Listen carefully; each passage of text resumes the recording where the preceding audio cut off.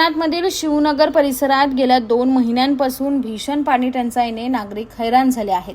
परिस्थिती इतकी गंभीर झाली आहे की गेल्या आठवडाभरापासून परिसरात पाणी पुरवठाच ठप्प झालाय। त्यामुळे संतप्त लोकप्रतिनिधींनी थेट महाराष्ट्र जीवन प्राधिकरणाच्या कार्यालयावर धडक देत अधिकाऱ्यांना जाब विचारला।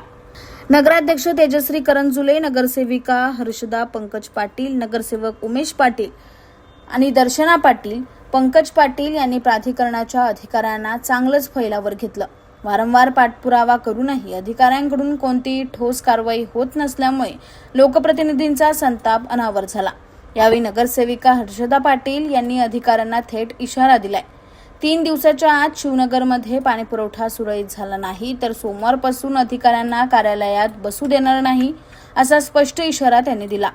जनतेला पाणी देऊ शकत नसाल तर खुर्ची उभवण्याचा अधिकार तुम्हाला नाही, अन्यथा आम्हालाच तुम्हाला तुमची जागा दाखवावी लागेल, अशा कडक शब्दात त्यांनी प्रशासनाला सुनावलंय। दरम्यान नगरसेवक उमेश पाटील, नगरसेविका दर्शना पाटील आणि नगराध्यक्षा तेजश्री करंजुले यांनीही अधिकाऱ्यांकडे तीव्र नाराजी व्यक्त करत तातडीने पाणी पुरवठा पूर्ववत करण्याची मागणी केली। सध्या या आक्रमक भूमिकेमुळे प्रशासनावर दबाव वाढला असून पुढील 3 तासात परिस्थिती सुधारते का याकडे शिवनगरमधील नागरिकांचे लक्ष लागले आहे।